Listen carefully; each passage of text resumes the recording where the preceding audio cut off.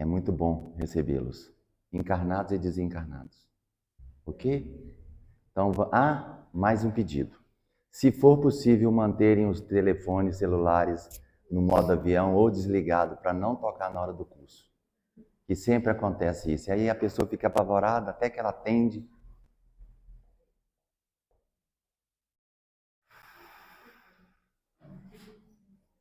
Então nós vamos agora elevar o nosso pensamento ao Divino Mestre Jesus, pedindo a Ele a permissão para os estudos desta manhã, pedindo a proteção dos guias, mentores, que traga para este ambiente a serenidade necessária, as intuições necessárias para encarnados e desencarnados, que a Cida possa ser feliz, trazendo para nós os ensinamentos do Evangelho de Jesus, auxiliando-nos desta maneira no nosso aprendizado, na nossa caminhada, que este curso que a Cida se dispôs a trazer para nós possa fortalecer e enriquecer ainda mais o nosso conhecimento de uma doutrina tão linda como essa que Jesus nos trouxe.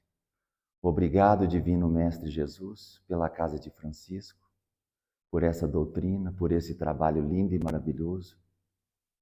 Esteja conosco agora e sempre. Que assim seja, graças a Deus. Cida. Bom dia. Para quem eu não vi ainda, né? Bom dia, que hoje a gente possa ter uma manhã iluminada. Pretensiosamente, eu escrevi no quadro ali os tópicos que a gente vai tentar alcançar hoje.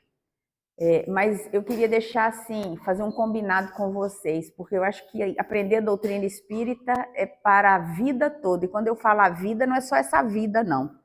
Eu falo de todas as vidas que nós vamos viver. Então, a gente achar que a gente vai esgotar um tema como esse em uma aula, 2 aulas, pra vocês terem uma ideia, cada tema desse aí, no mínimo, a gente desenvolve em dias, né? Então, pode ser que a gente ainda tenha que ir retomando esses temas. Mas a gente vai com calma, com tranquilidade, porque o objetivo nosso aqui é oportunizar o estudo da obra de Allan Kardec. O que Allan Kardec traz sobre os médiuns? Então, assim, não tem ninguém aqui com mais autoridade para falar do que o outro. Aqui nós temos mais comprometidos. Tem mais gente comprometida aqui, então por isso mesmo tem que acordar 4 horas da manhã para organizar os estudos, para fazer tudo acontecer, para chegar aqui e a gente não passar vergonha, porque quando a espiritualidade nos coloca numa incumbência, a gente tem que, no mínimo, dar o melhor da gente, né? Rapidamente aqui, eu queria só dar um feedback para vocês. Na semana passada eu passei um formuláriozinho aí, né? Para todos vocês preencherem. Eu fiquei muito feliz, porque a grande maioria está como eu, querendo aprender. E isso é muito importante. A grande maioria, se não a totalidade. Então, apesar de sermos pessoas há muitos anos na casa espírita, há muitos anos trabalhando, estamos todos com o coração aberto aí para poder aprender. Como eu sou meio assim, coisa com número, então eu tabulei tudo e assim, transformei tudo em número para entender direitinho. E isso me deu uma tranquilidade muito grande, apesar de ter percebido que aqui tem pessoas que estão iniciando na doutrina, então por isso mesmo não tem nenhuma experiência com reuniões mediúnicas, assim como tem pessoas aqui que já têm mais de 10 anos, 20 anos em reuniões mediúnicas. Então eu peço aos que estão os mais devedores, né? Os que estão mais tempo nas reuniões, que tenham essa paciência com aqueles que estão ainda muito iniciantes, né? Porque eu vou ter que retomar conceitos muito básicos, às vezes, que todo mundo já domina e está cansado de saber, para que a gente possa seguir e para que a gente possa atender a todos. A gente sabe que a gente não atende só encarnado, a gente atende desencarnado também. Então, a gente vai fazer esse trabalho aí com vocês, eu conto com vocês. Da minha parte, estou aberta a ouvir as sugestões, tá? Desde que elas tenham cunho doutrinário e evangélico. Porque o meu compromisso com a doutrina é só um. é seguir, ser fiel à doutrina e ao Evangelho de Jesus. O que sai disso não é compromisso comigo. Então, desde que a gente possa seguir nessa toada, estou aberta aí a conversar com vocês da forma como a gente achar melhor, tá? Mas vamos lá. Eu mandei um material para vocês que trata aí dos... Vou precisar da Bíblia hoje. A gente vai iniciar falando um pouquinho sobre a prece, porque, acreditem ou não, a prece na reunião mediúnica é importantíssima. É a prece que muitas vezes sustenta o médium. Chegou um espírito sofredor, agressivo, está desafiando ali o dialogador, está desafiando a autoridade da coordenação. O que a gente faz? Prece. Prece. E a coordenação, ela vai saber no momento em que ela vai falar assim, então nós não vamos encerrar nosso diálogo aqui. Nós não vamos seguir. Porque a gente precisa harmonizar. A reunião mediúnica, ela é de atendimento, mas a gente precisa entender que muitas vezes o espírito não está querendo ser atendido. Às vezes ele vem com o propósito de desestabilizar. E ele desestabiliza exatamente ali nos elos mais frágeis, naqueles que estão inseguros. Então, quando a gente está inseguro numa reunião como essa, o que a gente faz? A gente entra em prece. Não consigo ficar em prece o tempo todo. A prece não é só ficar recitando, né?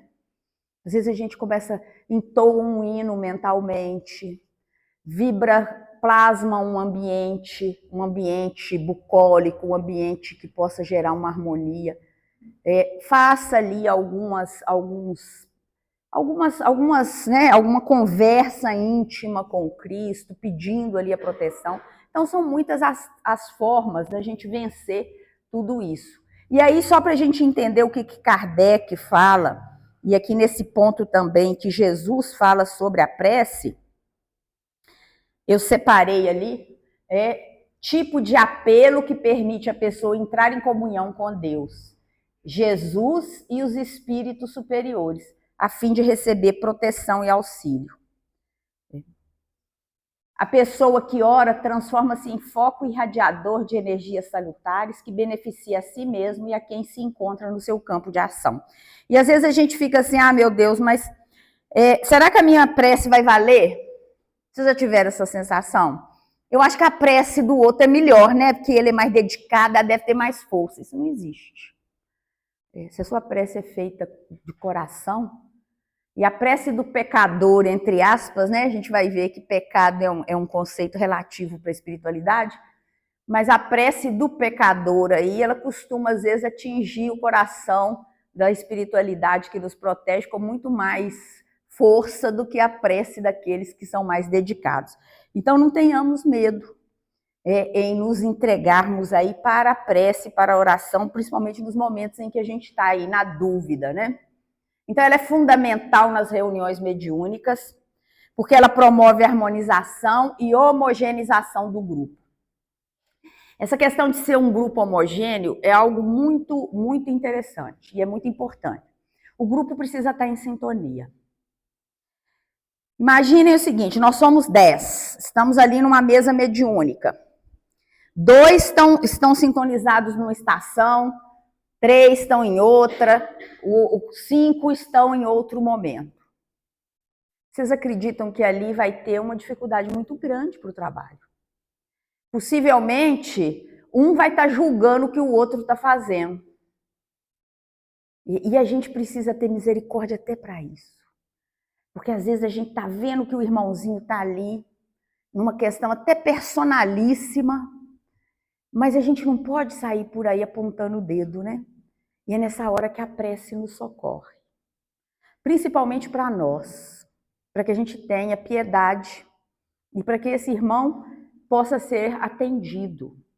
Porque nós que estamos nas reuniões, nós somos os mais necessitados, nós somos os mais perturbados. Não é assim? A gente é mais perturbado. Porque a gente está aqui hoje, às vezes um olha para você, você já acha que está olhando, já está te julgando, já está te condenando. Então, nós que deveríamos estar, teoricamente, talvez aí fora as pessoas achem isso, os mais harmonizados, somos os mais atacados. Porque não é interesse para a espiritualidade que ainda está jornadeando na ignorância, que a gente receba os esclarecimentos, que a gente possa promover a fraternidade e a caridade. E onde tem uma grande obra, sempre tem grandes ataques. Isso Allan Kardec falou. Isso nós vivenciamos quando o Livro dos Espíritos foi queimado em praça pública, e que posteriormente aquela queima dos livros fez com que o espiritismo ressurgisse muito mais forte. A gente tem, aí se a gente for pensar na história de Chico, de Divaldo e de outros grandes médiuns, aí a gente vai ver muitos ataques que sofreram. Então, assim, não é uma jornada de luxo, de brilhantismo, nada disso, é uma jornada de muita dedicação. E o que vai nos socorrer nesses momentos é exatamente a prece. E a prece para criar aquele ambiente homogêneo. Que não tenham dúvida, o que não for dentro do padrão da espiritualidade, ela vai, com o tempo, se incumbindo de organizar. Então, às vezes, a gente não entende porque que aquele irmãozinho saiu da reunião, não volta nunca mais. A espiritualidade sabe por quê. E a gente não tem que ficar querendo entender, né? A gente ora por ele, se amanhã ele quiser voltar, a gente tem que estar com os braços abertos para receber. Então, a prece, ela nos ajuda aí a manter esse grupo homogêneo. Não é igual, porque ninguém é igual a ninguém. Quando a gente entra numa casa espírita, e principalmente quando vai para uma reunião mediúnica, as nossas companhias são as mais diferentes possíveis. Se aqui nós somos todos diferentes, imagina quem nos acompanha. O grupo que nos acompanha. Então, são muito diversos. E aí a gente precisa lutar para que esses grupos, para que essas energias possam estar sintonizadas. E é a prece que vai nos ajudar, porque ela cria esse ambiente aí propício à manifestação dos espíritos e principalmente para aqueles que estão precisando de auxílio, para que eles possam ser acolhidos, para que o ambiente seja um ambiente fraterno e simpático. Além disso, a prece é um ato de caridade, porque ela beneficia espíritos sofredores, incentivando o arrependimento, a superação de pensamentos negativos. Os benefícios da prece. O hábito de orar é um valor inestimável e deve ser exercido diariamente, pois tem o poder de criar um campo de forças positivas ao redor de quem ora, concedendo-lhe a força necessária para vencer as dificuldades e voltar ao caminho reto se deste se afastou. Tem umas questões que às vezes a gente fala na casa espírita e o povo às vezes não leva muito a sério. Evangelho no lar. Evangelho no lar tem um poder que, se a gente pudesse entender realmente, a gente fazia evangelho não era uma vez por semana, não. Era todo dia, de manhã, de tarde, de noite. Porque a espiritualidade, ela vai nos dizer o quê? Que a gente faz a nossa casa um foco de luz. Mas não é um foco de luz só para atender a nossa casa. Atende a vizinhança, atende o quarteirão, costuma atender até a cidade inteira. E vira foco de luz para os atendimentos espirituais que acontecem na crosta da terra. Porque o nosso mundo é um mundo de prova e expiação. Eu não preciso falar com vocês que o mal está campeando por aí, porque se eu for abrir a palavra aqui para cada um dizer o que acha de absurdo nesse mundo, eu tenho certeza que todo mundo aqui vai ter um relato das atrocidades que a gente vê, que a gente escuta, de semelhante com semelhante. Porque a gente está fazendo atrocidade não é com aquilo que é desigual, não. É com aquilo que é igual a gente. Então a gente não precisa abrir muito. E aí, quando a gente fala da prece como essa força que abre esse projeto aí, é preciso que a gente leve isso muito a sério. Opa, entrou um César Tralli aqui. Vamos tirar ele daqui, Tira ele daí. E agora não, César Tralli, Vamos lá. Olha o que o Evangelho segundo o Espiritismo traz ali. Um homem, por exemplo, vê sua saúde arruinada pelos excessos que cometeu e arrasta até o fim dos seus dias uma vida de sofrimento. Terá o direito de queixar-se se se não obtiver a cura que deseja? E a resposta é não, porque poderia ter encontrado na prece a força de resistir às tentações. Outro grande benefício da prece é atrair o auxílio de espíritos benfeitores que, pelos canais da intuição ou da inspiração, vêm sustentar o indivíduo em suas boas resoluções e inspirar-lhes bons pensamentos. Então, se a gente não precisasse de nada mais, olha, eu não sou de reunião mediúnica, não quero ser, não é meu projeto para essa vida. Exercício da prece é importante? Importantíssimo. Não tem lugar para a gente correr. Por quê? Porque os benefícios são grandes. E a gente costuma ver, por exemplo, muitos pais que passam desafios cada vez maiores com os filhos, não é isso? Talvez aqui tenha algumas avós, tem alguns netos que aí muitas vezes a gente passa desafios com eles.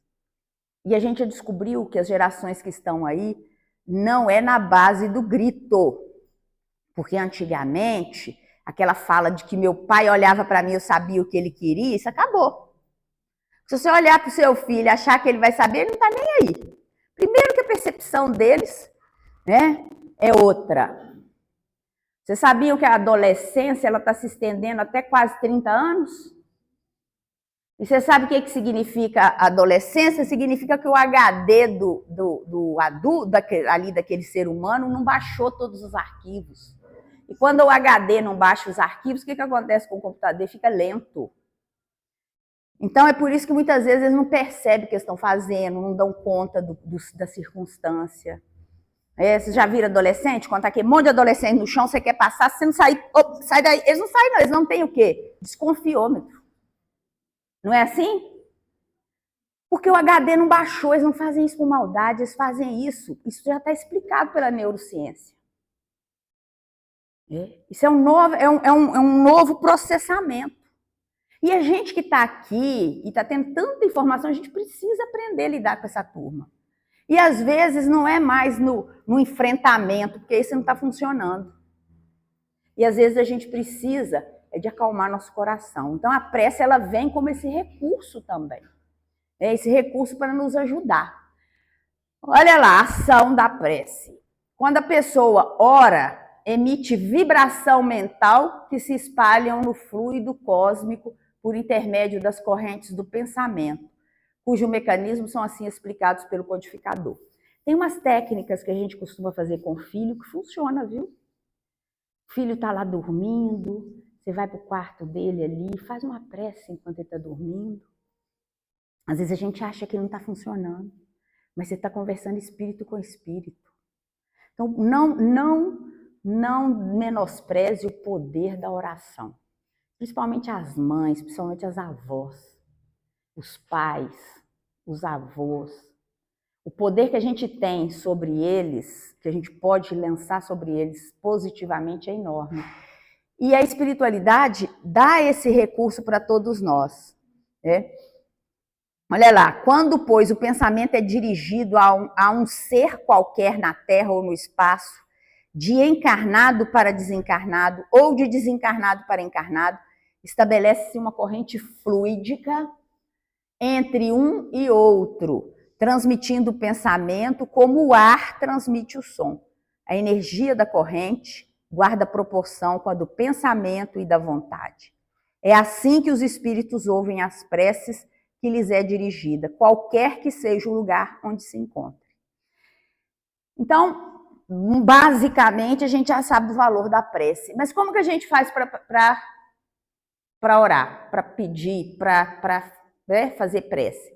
Lá no Evangelho segundo o Espiritismo, no capítulo 27, Kardec dedica uma boa parte do capítulo para falar para a gente sobre a prece, sobre a oração. Então, quando ele fala, por exemplo, quais são as características fundamentais? Louvar, pedir e agradecer. E aí a gente completa, porque a gente é ser trevoso, né? O que eu ando fazendo mais? Louvando, pedindo ou agradecendo? Porque aí a gente vai ver que a gente ainda está, né? Mas enfim, está tudo certo, né? Olha lá o que Kardec diz que a oração do Pai Nosso é o mais perfeito modelo de concisão, verdadeira obra-prima. Deixa eu passar para cá para não quebrar o pescoço. Verdadeira obra-prima de sublimidade na simplicidade. Com efeito, sob a forma mais singela, ela resume todos os deveres do homem, com Deus, para consigo mesmo e para com o próximo. Encerra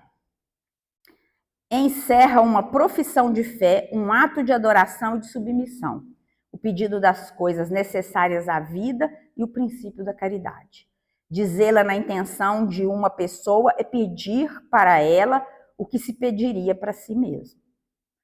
Então, Kardec resume a oração do Pai Nosso, se a gente pudesse, né, tentar entender melhor. E aí, à medida que nós vamos evoluindo, nós vamos aprendendo a louvar e agradecer mais e pedir menos. Ah, mas então eu não posso pedir? Pode. Quando seu coração está precisando pedir, peça. Nem tudo a gente vai receber do jeito que a gente quer, né? Às vezes a gente pede lá para casar e você casa, porque pedir, obtereis. Mas depois aquele herói do dorama, ele não vai ser daquele jeito. Né? Os meninos não sabem o que é isso. Mas aqueles homens perfeitinhos, né? Aí vai ter defeito, porque não é nem dorama e nem reborn. Marido reborn não existe, né? E aí vão vir os problemas. A mesma coisa vale para as meninas, né? Não tem esposa reborn. Elas têm problemas, elas ficam nervosas de vez em quando, quer matar todo mundo dentro de casa, não é assim? Você não pode deixar o copo fora do lugar, que ali é a Terceira Guerra Mundial que se instaura. Eu sei que vocês vivem isso, a toalha é molhada em cima da cama, aperta o creme dental pela metade, some a tampa, o troço endurece, vira uma confusão. Aí quando a esposa está lá no supermercado comprando creme dental, ele esquece que é ele que estraga o creme dental. Aí ela está comprando esse tanto de coisa, tanto material de limpeza, vai comer material de limpeza, né? Higiene pessoal. São coisas que fazem parte da vida da gente, né, gente? Mas que a gente vai pedindo e a gente tem que tomar muito cuidado com o que a gente pede. Mas à medida que nós formos evoluindo, olha que maravilha, nós vamos passar a agradecer. Ô, Senhor, obrigada. Porque meu marido hoje usou o banheiro e não fechou a tampa do vaso. Eu sei que na próxima vida ele vai evoluir. Ô, Senhor, obrigada, porque minha esposa esse mês, ela só brigou comigo umas 20 vezes. Mês passado foi 40. Eu sei que um dia eu vou conseguir. Olha só, é mudar o foco, né? É mudar o foco. Significa que nós estamos começando a mudar o nosso projeto. Então, o pensamento aí, quando a espiritualidade vai nos falar sobre isso, né? E aí a gente tem os pontos que a gente precisa dar atenção.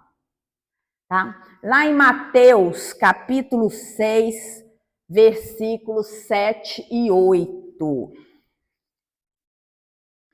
7 e 8. E orando, não useis de vãs repetições, como os gentios que pensam que por muito falarem são ouvidos. Às vezes a gente está na reunião e o coordenador fala assim, faz uma prece para sustentar, porque está tendo um ambiente complicado, e a pessoa paralisa. Não sei fazer prece bonita, igual o fulano. Não tem prece bonita. Às vezes a prece que é muito bonita, ela é só bonita daqui para fora. Porque aqui dentro não tem sentimento nenhum. O que Mateus está falando? Não vamos ser igual aos gentios, não. Aqueles que só ficam na palavra, no palavrório, né, na exibição, para que as pessoas aplaudam. A gente precisa pensar que o momento de prece é um momento seu com Deus. Então não tenha medo. Você está na reunião, você está em sintonia com a reunião, você está ali vibrando na reunião, deixe o seu coração pedir, conversar com Deus e pedir proteção para todos que estão ali, da forma como você conseguir falar. Sem medo de ser julgado, porque nós estamos num grupo homogêneo. Nós não podemos estar num grupo em que as pessoas estejam julgando umas às outras. Então, Mateus está dizendo isso aqui. Não vos assemelheis, pois, a eles, porque vosso Pai sabe o que vos é necessário antes de vos-lhe pedires. Então, vem Martins Peralva, vai dizer, no livro O Pensamento de Emmanuel, que a prece outra coisa não é senão uma conversa que entretemos com Deus, nosso Pai, com Jesus, nosso Mestre e Senhor, com nossos amigos espirituais. É diálogo silencioso, humilde, contrito, revestido de unção e fervor, em que o filho pequenino e imperfeito fala com o Pai poderoso e bom, perfeição das perfeições. O Pai é perfeito. Nós, na nossa imperfeição, nós vamos ser acolhidos por esse Pai. Apesar de ser muito perfeito e nós sermos imperfeitos, Ele está ali para nos acolher. Então não tem nenhum pai, nenhuma mãe que não vai receber, por exemplo, uma fala carinhosa de um filho. Ainda que essa fala tenha erros de português, ainda que essa fala não tenha palavras maravilhosas. Então, um ponto importante, sem exibicionismo, orar em secreto sem exibicionismo. A oração deve ser simples, sem excesso de palavreados, aqui que nós já lemos, né? Não é uma multiplicidade das palavras que vai ser escutada, mas é pela sinceridade da alma. Acontece às vezes, né? A gente está aqui dando exemplo, mas assim, é da nossa imperfeição também. Às vezes você pede uma pessoa para fazer uma prece e a pessoa faz uma palestra. Ela faz uma palestra, ela emenda uma palestra na prece. É claro que tudo bem, né? Mas não é necessário. Não é necessário. Então é preciso que a gente entenda que a oração tem que falar ao coração. A verdadeira prece não deve ser recitada, mas sentida. Não deve ser cômodo o processo de movimentação dos lábios, emoldurado muitas vezes por belas palavras, mas uma expressão do sentimento vivo, real, a fim de que realizemos a legítima comunhão com a espiritualidade maior. E essa é muito boa também. A oração coletiva, ela deve ser inteligível. Se você está num processo de prece, é importantíssimo que as pessoas que estejam com você, que elas possam entender o que está sendo proferido na prece. Isso aqui, deixa eu ver se eu acho aqui o Coríntios 1 aqui, para a gente só contextualizar com Paulo aqui. 1120. Olha o que Paulo vai dizer sobre isso. O que a prece tem que ser? 1120. Coríntios 14.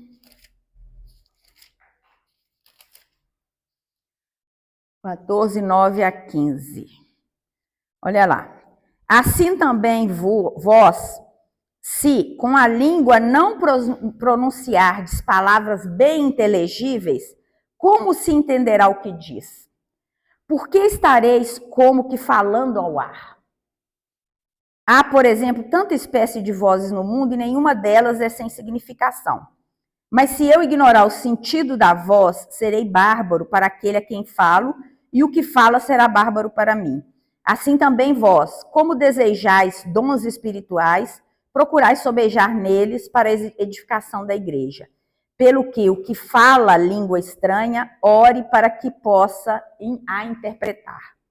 Porque se eu orar a língua estranha, o meu espírito ora bem, mas o meu entendimento fica sem futuro. Não é nem Kardec que está falando, né? É Paulo, o apóstolo. Para nos dizer o quê? Se a gente está numa reunião, é preciso que as pessoas que estejam conosco entendam que a nossa prece, ela é clara, ela é de fácil entendimento para todos, né? E oração e perdão das ofensas, né? Ainda que sejamos catalogados como espíritos imperfeitos, é importante que, pelo menos durante a oração, demonstremos o nosso esforço de melhoria espiritual. Lembrar que devemos aprender a perdoar, purificar a alma de qualquer sentimento infeliz e agir segundo os preceitos da caridade, assim como ensina Jesus. Quando estiver orando, perdoai se tendes algo contra alguém, para para que também vosso Pai, que estás no céu, vos perdoe as vossas transgressões. Eu sou um espírito cheio de problemas. Todos nós somos. Todos nós aqui somos. Né? Se vocês forem procurar a vida pregressa de cada um aqui, nós vamos achar coisa que é melhor a gente nem procurar. É por isso que a gente está aqui. Então a gente não tem que ficar preocupado, e é isso que tá valendo ali. A prece, ela vale pelo esforço e pela intenção. Nós precisamos ter a boa intenção. E isso a espiritualidade é capaz de capturar em nós. E isso ela é capaz de perceber. Então, não termos, nos esforçarmos para nos melhorarmos. E aqui eu estou abrindo um parêntese para falar sobre 2 tipos de médium, que é o médium ostensivo e o médium vibracional. Nas reuniões mediúnicas a gente tem essas 2 figuras. E muitas vezes a pessoa entra para a reunião achando que é um médium ostensivo e, na verdade, ali o projeto para ele e para a espiritualidade é que ele se torne um médium vibracional. E os médiuns vibracionais são importantíssimos. E os médiuns vibracionais, eles não estão somente nas reuniões mediúnicas. Nas palestras públicas, é de bom tom que a casa tenha trabalhadores ali vibrando positivamente para quem está ali falando. Para que não haja interferência, para que a pessoa possa ser sustentada pelo plano espiritual. O médium vibracional é que prepara o ambiente. A gente falou que semana passada eu consigo fazer uma reunião mediúnica sem médium ostensivo, mas eu não consigo fazer uma reunião mediúnica sem médium vibracional. Então é preciso que a gente entenda isso e não sofra. Eu não sou nada dentro da reunião. Não, você é muito, muito, muito importante naquela reunião. Mesmo não sentindo nada. Olha lá, médium de sustentação, né, que a gente chama de vibracional. É aquele que, embora não manifeste ostensivamente comunicações mediúnicas, colabora passivamente no fenômeno mediúnico, especialmente nas reuniões de efeito físico. Hoje a gente vai falar de mediunidade de efeito físico. A função principal é fornecer recursos fluídicos, ectoplasma. Vocês não tenham dúvida, está todo mundo doando ectoplasma aqui. Talvez a gente não saiba para qual tarefa do plano espiritual, mas eles estão retirando energia de nós. E é por isso que a gente precisa estar com a melhor canalização possível das nossas energias, né? Então, olha lá. Os ectoplasmas fornecem recursos fluídicos necessários para a produção de determinados fenômenos, mesmo que não seja o intermediário consciente da comunicação ou do fenômeno. Embora Kardec não utilize expressamente a expressão médium de sustentação, a função é amplamente descrita no livro dos médiuns, quando ele fala sobre os médiuns de efeito físico involuntário. Algumas pessoas possuem, sem saber, uma aptidão que as torna poderosos auxiliares para certos efeitos.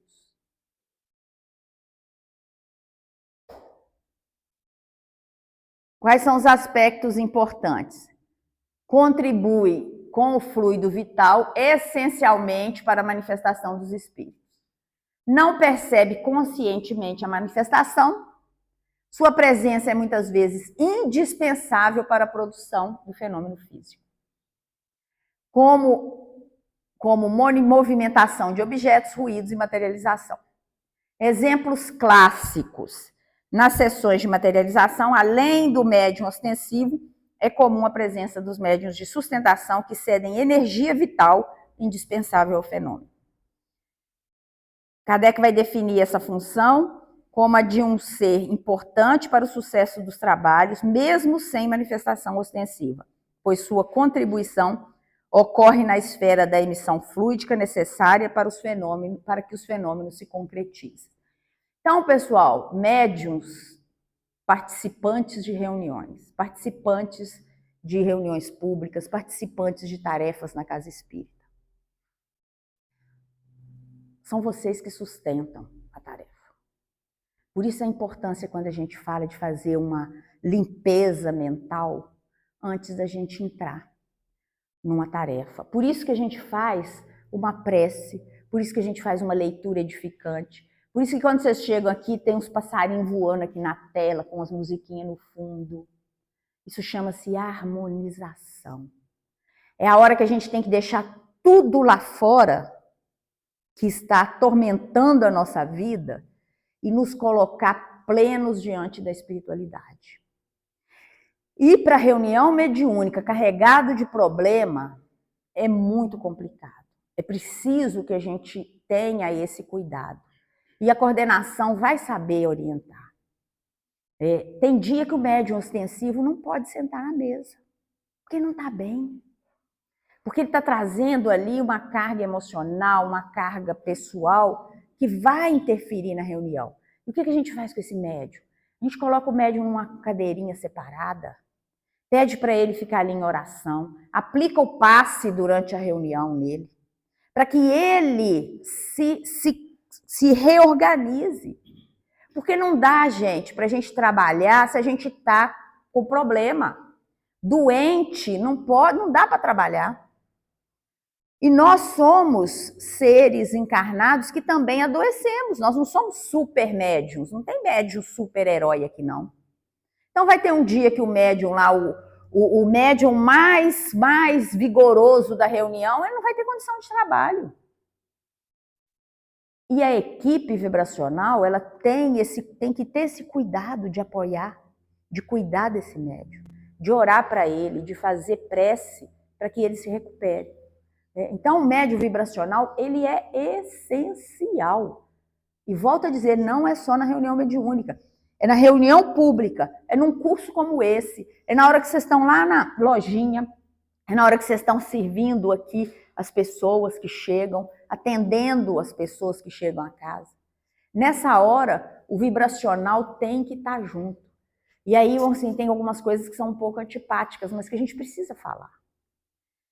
Casa espírita não é lugar de fofoca. Casa espírita não é lugar da gente fazer motim, de conversar. Ah, mas você está dizendo que a gente não pode ser amiguinho? Pode ser amiguinho. Para isso a gente faz os encontros fraternais, não é assim? A gente faz as festas juninas, não é assim? Eu não sei se a Casa de Francisco faz, mas o Sheila, por exemplo, vai fazer o jantar comemorando 72 anos de casa. E aí, nesse jantar, as pessoas dançam, porque espírita também gosta de dançar, gosta de comer, Mas na hora que eu venho, olha, eu estou saindo da minha casa para participar de uma reunião mediúnica. Antes de chegar aqui, eu já tenho que começar a me preparar. A espiritualidade está me preparando desde sempre, ela não desistiu de mim. Então, eu não posso chegar na casa espírita antes da reunião mediúnica e ficar ali naquela conversa que não é edificante. Que não é edificante. Isso, me perdoem se estiver soando como antipático. Mas a gente tem que falar porque a espiritualidade está mandando a gente falar. É preciso, porque o que eu atraio ali pode ser levado lá para dentro. E às vezes a gente sai de uma reunião mais cansado do que deveria. A gente sai da reunião mais carregado. A gente sai com a cabeça inchada de coisas que a gente viu que a gente não gostaria de ter visto. Volto lá na questão da homogeneidade. Então é preciso que a gente se prepare. Terminou a reunião, continue em prece. Porque as reuniões não terminam quando a gente termina a prece, não. Costuma varar à noite. Os médiuns continuam trabalhando nas madrugadas. E a gente precisa estar bem sintonizado. Então, olha, eu vejo que mediunidade não é tão glamurosa como a gente imaginava, né? Dá um trabalho tremendo. Oi. O caso do médico que você comentou, se ele não está bem, ele não deve deixar de ir. Mas aí cabe a ele chegar lá e informar, ou essa equipe vibracional aí ficar mais atenta, perceber um pouco? Se ele tiver com alguma doença contagiosa, ele não vai. Não vai para a reunião mediúnica com gripe, sabe, com doença que possa viralizar ali e pegar nas pessoas. É uma questão até sanitária em qualquer circunstância, tá? Ele está com alguma dificuldade emocional. Ele deve ir. E deve sim, porque o coordenador da reunião geralmente é alguém que tem habilidades para te ouvir. E o coordenador, ele amparado, não é que ele é melhor, não. Mas ele está amparado. Porque se ele não estiver amparado, ele vai ser afastado. Vocês não tenham dúvida disso, gente. A espiritualidade afasta. Você informa o coordenador. O coordenador, na sua sensibilidade, ou ele vai pedir para você permanecer, porque às vezes o mal-estar vem para te tirar da reunião.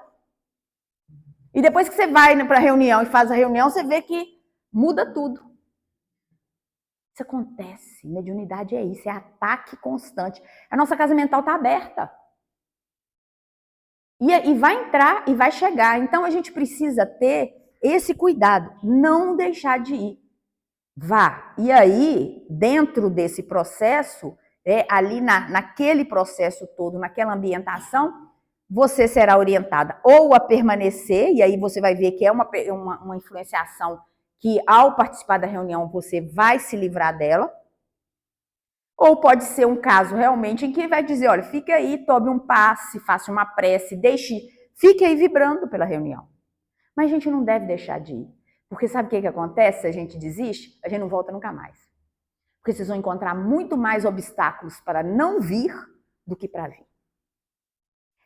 Toda sorte de obstáculo, não tenham dúvida. Porque cada um aqui tem suas obrigações. Ó. Eu tenho certeza que se não tivéssemos aqui, a gente estava com a agenda lotada, ou em casa, ou fazendo outras coisas. Se a gente escolheu estar aqui, é porque a espiritualidade está nos honrando para que estejamos aqui. Então a gente também deve honrar a espiritualidade. A mesma coisa para qualquer tarefa espírita. Por isso que a gente não pode deixar nunca de ficar atentos. Por isso, gente, que o estudo é essencial. Porque é a partir do estudo que a gente vai perceber, aquele dia, aquela dor de cabeça que apareceu na hora da reunião, pouco antes de ir para a reunião, foi para me tirar da reunião. Sabe aquela perturbação, aquela palpitação que apareceu quase na hora que eu estava vindo, aquela coisa assim, não vai hoje. Às vezes até usa os nossos parentes para telefonar, para jogar uma bomba na nossa cabeça. Aí você sai com a cabeça ali ardendo. E olha o exercício a gente tem que aprender a cortar a sintonia. Isso é educação mediúnica. O mundo pode estar caindo lá fora. Aqui dentro, o meu trabalho aqui, o trabalho de vocês é a gente focar aqui, na mediunidade com Jesus. Pode estar caindo. Depois ele vai cair, eu entro lá e aí caio junto com ele. Mas assim, agora a gente não pode deixar que as preocupações lá de fora nos prejudiquem aqui. Porque não adianta, senão você nunca vai estar inteiro em lugar nenhum. Porque os problemas estão aí.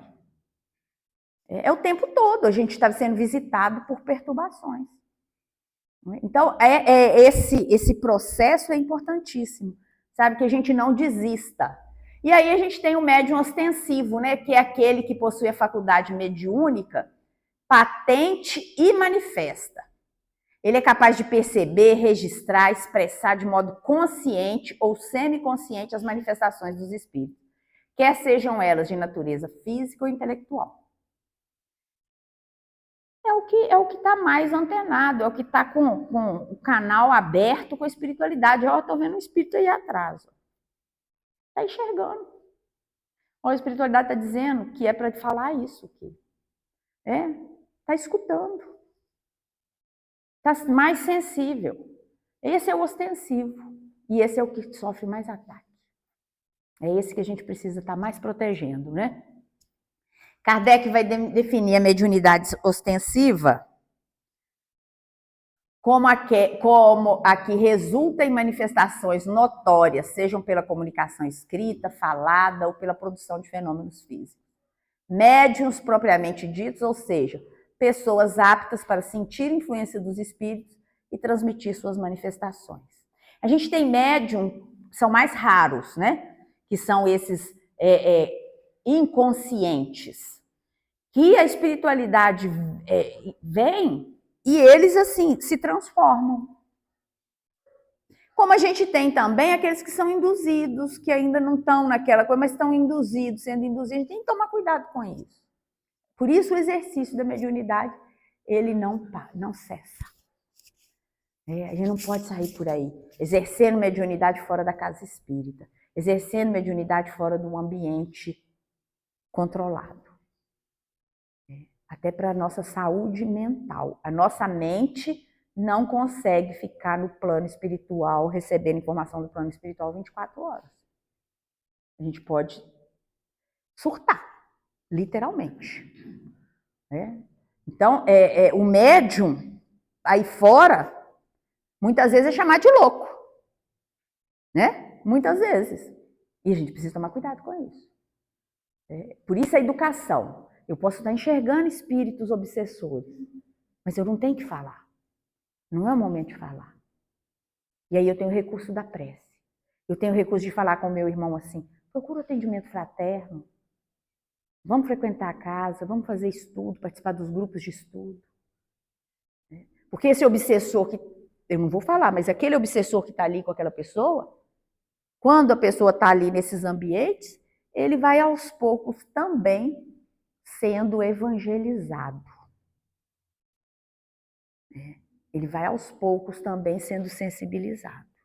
E pode ser, dependendo do grau ali de comprometimento de um espírito com o outro, pode ser que ele também, né, reconheça ali e siga a sua jornada evolucional. Então, ainda que a gente esteja percebendo, a mediunidade ela tem que ser exercida com muito cuidado. Por isso os ambientes das reuniões que são os ambientes adequados, porque é ali que você troca as experiências, é ali que você lê um texto mais abalizado, né, para poder comentar a respeito dele, para entender o que está acontecendo, para retirar ali daquelas experiências as experiências que vão ser salutares para o médium e para toda a equipe.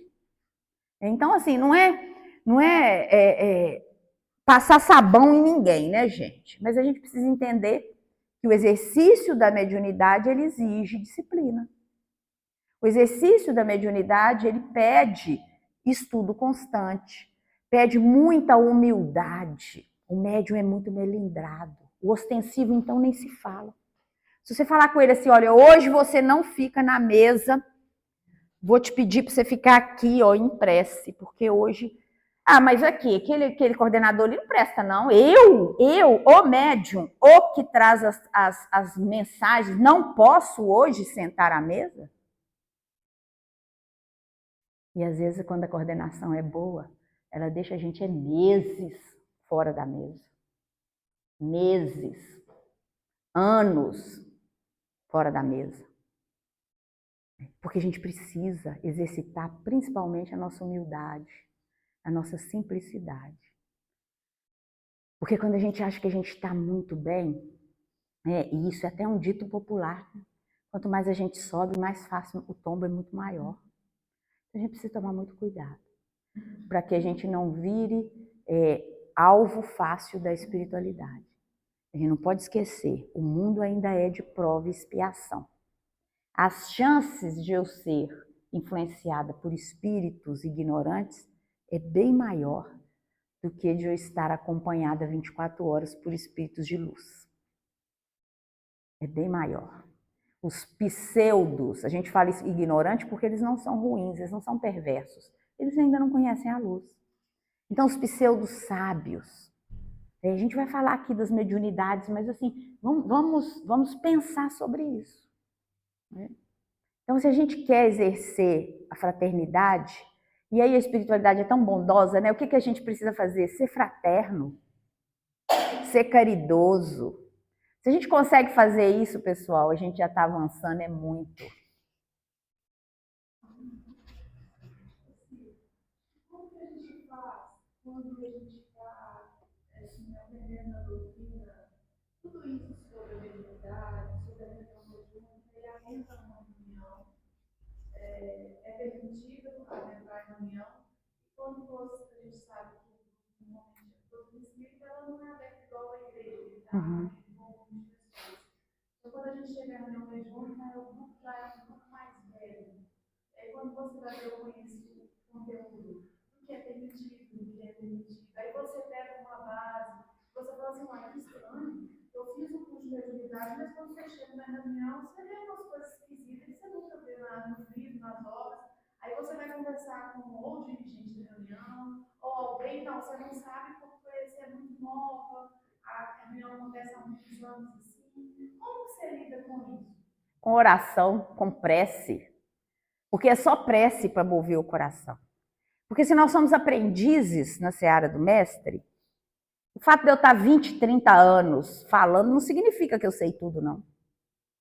E a gente precisa ter muito cuidado, porque quando a gente está muito certo que a gente tem a verdade, o risco do escorregão é muito maior. Mas a gente que está percebendo isso, a gente precisa estar em prece.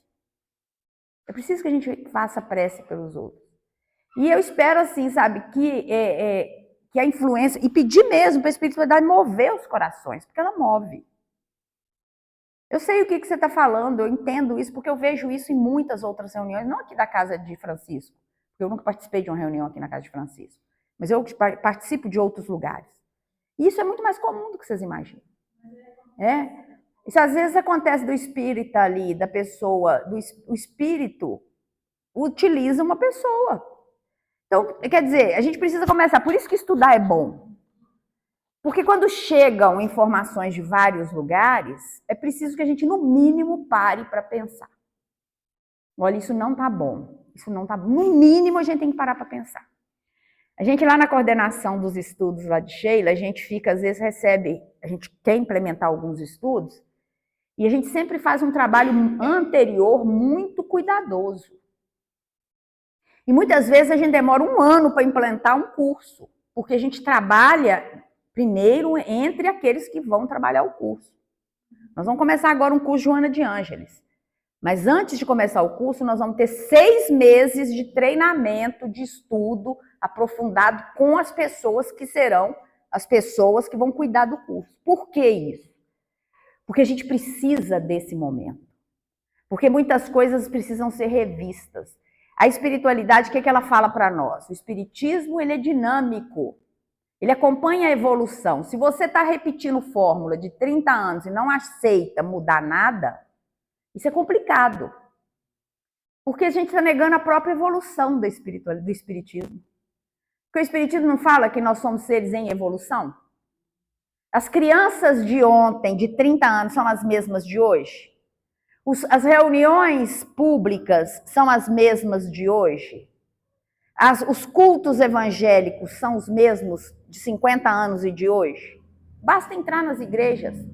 Hoje tem bateria, tem som, tem guitarra. Por quê? Porque eles estão falando para outros espíritos. Então a gente precisa começar a pensar nisso. Eu estou falando espírito, quando eu falo espírito, estou falando espírito encarnado e desencarnado, tá, gente? Porque para mim, nós somos aqui, eu só estou vendo espírito. A gente precisa aprender a refazer as coisas. Então, se estão chegando, e aí assim, eu falo inclusive para mim, quando as críticas chegam, a gente tem que pelo menos ouvir. E se essa crítica tiver um fundo de pertinência, a gente buscar auxílio, é assim que a gente faz. Buscar auxílio com aqueles que já estão há mais tempo. Vamos colocar isso na pauta, vamos conversar. Será que realmente a gente pode continuar assim? Será que realmente não está na hora de oxigenar as coisas? Isso é importante, pessoal, porque isso nos faz crescer. Se tiver pedagogo aqui, vai saber o que eu estou falando. A pedagogia que era utilizada lá do Ivo, viu a uva, lá para ensinar a alfabetizar, hoje não existe mais. Hoje a criança e o aprendiz, ele é o protagonista do processo. E se não for assim, você não consegue os objetivos. Se isso muda, e se a gente pensa a história do espiritismo, eu vou te dar a palavra, tá? Para o espiritismo chegar, foi preciso que mudasse todo um movimento social, ideológico, artístico, cultural, para que o espiritismo pudesse chegar, porque senão ele não seria ouvido. Senão ele não teria encontrado um ambiente propício. E aí ele chega, por quê? Porque ele chega promovendo uma transformação de pensamento. Agora não é mais a igreja que me salva, agora é a caridade. Agora eu não tenho que ficar confessando meus pecados para ninguém, agora eu tenho que me autoconhecer. E quem está me dizendo, e agora falar com os mortos, se não for de forma leviana, não estou falando de forma leviana, mas falar, a comunicação entre os mortos tem um objetivo, que é nos ajudar a crescer. Então, se a espiritualidade está trazendo tantas oportunidades para nós, significa que nós, enquanto encarnados, precisamos também ouvir. Precisamos pensar. Então, não sofra, não desista, ore. E tendo uma oportunidade, pode ter certeza que os corações serão tocados. A gente só não pode fazer disso um motim para desestabilizar tudo. Porque às vezes também, sabe o que acontece? A gente está precisando de passar por aquilo. Às vezes a gente está precisando de aprender a ser paciente, de aprender. Às vezes a gente acha que a gente não está no lugar certo, mas a gente está no lugar certo. Às vezes a gente está precisando ficar ali para poder aprender, para ver como que é, porque uma oportunidade vai aparecer depois, talvez até para você coordenar uma reunião, aí você já sabe aqueles caminhos que você acha que são melhores do que outros. Entende? Tudo é pedagógico. Tudo é para nosso aprendizado. A grande questão é, a gente precisa olhar, o foco nosso tem que ser em Jesus. O foco nosso tem que ser no bem. Então, quando eu olho para o outro, eu não posso achar só criticar. Eu tenho que pensar, mas por que ela faz isso dessa forma? É possível, porque tem bolha que você não vai furar. Não adianta, tem bolha que você não vai conseguir ultrapassar. E aí, quem sabe que é você que está precisando desse burilamento. Mas isso é autoconhecimento. Isso não é do dia para a noite. Isso envolve, muitas vezes, a gente ir para a retaguarda, esperar, ter paciência e ter esse companheiro que é a prece. Desculpa, agora pode falar. A própria igreja católica, ela evoluiu, porque hoje ela tem as missas de cura. São os padres, que são médiuns e que usam a espiritualidade, usam eles, para poder fazer as curas. Exatamente. Muito comum hoje as missas de cura. Porque a mediunidade está dentro da igreja desde sempre. Desde sempre. Clóvis Tavares tem lá a Mediunidade dos Santos, uma obra belíssima, que vai estudar cada santo na sua mediunidade. Aí você pega ali o Clóvis Tavares, pega o livro dos médiuns. Está tudo ali. Como é que a gente nega? Você entende? Como é que a gente nega? Pode ter negado durante séculos, mas agora tem que abrir essa possibilidade. Tem hora que... Porque a verdade, ela vem. E é quando ela se impõe, a gente não consegue vencê-la. Às vezes o que a gente precisa é de estar com os corações mais abertos, para que ela possa chegar. Então, só para a gente fechar aqui e poder tomar um cafezinho ali de 5 minutinhos, vamos lá. Então, essa mediunidade aí ostensiva, ela pode ser consciente ou inconsciente. A gente vai falar sobre isso, tá? Ela pode ser de efeito físico e de efeito inteligente. Também a gente vai falar sobre isso daqui a pouco. Então, olha lá. Critérios para a ostensividade, segundo Allan Kardec. Frequência e regularidade dos fenômenos. Às vezes a pessoa dá um surto. Tô vendo, mas nunca mais dá outro. Isso não é mediunidade. Isso é alguma questão psíquica que precisa ser tratada e nós estamos cada vez mais doentes da mente, da alma. Então, a mediunidade ostensiva, ela é frequente, ela é regular. Você vê espírito desde sempre. Você escuta desde sempre. Não é uma questão de, às vezes, estar em uma situação de adoecimento. Não é isso, tá? E aí é claro, que é preciso que haja aí uma rede de apoio para que a pessoa também possa se encontrar e entender o que está acontecendo com ela. O grau de independência das manifestações em relação à vontade do médium. Não é o médium que direciona. O médium é um instrumento. Hoje eu vou mandar uma mensagem para vocês. Emmanuel está falando isso e isso. Toma. Isso é leviandade. Desculpa. Isso é leviandade. Porque eu que estou querendo, aí eu uso Emmanuel para poder mandar uma mensagem para o grupo. Os espíritos são independentes. Capacidade de atuar como verdadeiro intermediário entre os espíritos e os encarnados. A mediunidade ostensiva requer do médium disciplina, estudo e responsabilidade. pois ele é instrumento direto da manifestação espiritual e deve zelar pela pureza e autenticidade das comunicações. Pureza é evitar, né, que as suas interferências pessoais venham fazer parte ali. Isso é educação. Como é que eu faço isso? No curso de mediunidade, se falar com vocês que vocês vão ter isso, é mentira. Isso requer dedicação, requer anos de estudo, requer entrega. E às vezes a gente está achando que a gente está exercendo a mediunidade, o barato, o bonito é ali, e às vezes a gente exerce mediunidade de outras formas, né? Quando a gente está com um irmão em sofrimento, ali conversando, você não sabe, mas às vezes quando você conversa com alguém em sofrimento, só de você conseguir transmitir paz para ele, isso é mediunidade cura. E a gente está querendo fenômeno, e a coisa às vezes é tão mais simples, né? Às vezes a gente dá um abraço num irmãozinho em sofrimento e você transmite para ele uma energia tão boa que você dá uma paz ao coração dele. Isso é mediunidade. Então a gente precisa começar também a valorizar esses pequenos momentos, né? Ali é apenas um quadrinho para a gente não... Nós já falamos disso, então o Espiritismo ele vai aconselhar esse hábito de prece em todas as reuniões, não somente nas mediúnicas, já falei isso aqui, tá?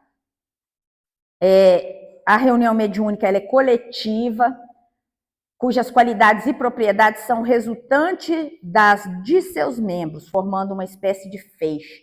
Nós somos uma coisa só. Então, o que acontece com você na reunião diretamente me atinge. Então, eu preciso estar com você. É o amar ao próximo como a si mesmo. É um momento da gente exercitar isso, e não só da boca para fora. Tá? Isso Kardec está dizendo. Ora, quanto mais homogêneo for o feixe, tanto mais força terá. Está no Livro dos Médiuns, item 331. A prece não só harmoniza a reunião mediúnica, mas favorece a sua homogeneidade, já falamos isso aqui, está no item também 331. Por um lado, a prece beneficia o entendimento dos espíritos que sofrem e dos que fazem sofrer, como os obsessores, por exemplo. Também já falamos isso aqui. E, às vezes, o diálogo com determinados espíritos é muito penoso. Isso aqui, às vezes, é uma dor que as pessoas sentem, né? Sobretudo quando encontram presa ideias fixas ou acontecimentos que lhe produziram graves traumas, como é a situação comum dos suicidas. Nessas situações, nessas condições, a prece não só é indicada, como representa um ato de caridade e amor. Às vezes você está ali na reunião, né? E o espírito comunicante, ele tem uma dor que a gente não vai resolver. Ai, irmão, vou te aplicar uma prece, Jesus. Não. Gente, pega, o que acontece no plano espiritual acontece no plano físico. Pega um pedaço de pão para quem está com fome e entrega para ele e fala com ele que você vai orar antes. Não, ele não quer, ele quer comida primeiro. Porque naquele momento o que ele entende é a necessidade física dele. Você está com um espírito em grande sofrimento, você querer achar que você vai doutrinar com suas palavras bonitas, desculpa, você está enganado. Muitas vezes a gente recebe ali na reunião mediúnica um irmão em sofrimento apenas para que ele tenha um primeiro contato. A seguida do caminho é com ele. Pode ser que ele venha várias vezes na reunião, que ele seja trazido pelos mentores. Por isso, a importância da reunião, do médium que está ali na reunião, né, manter a sua vida, a sua transformação também como uma meta na vida. Porque aquele espírito está ali tentando mudar o foco. Aí ele vem, ele é atendido, mas quando ele não está ali, ele está vagando, né? Aí ele vai te ver aprontando, vai te ver fazendo coisas, né? Vocês acham o quê? A gente gosta de fofoca, eles também gostam. Costuma ficar vigiando para ver ele. Aí você chega na reunião, ué, você tem autoridade para falar comigo? Não. Você não tem autoridade, não. Lembram daquela passagem lá do endemoniado? Que o Espírito fala com os apóstolos. Vocês não têm autoridade, não. Mas quando Jesus chega, o que eles falam? Você eu conheço. Eles não. Porque Jesus, tinha autoridade moral, espiritual. E ele barrou a legião. É isso. Vamos tomar um café, né? Porque senão vocês vão ficar aqui.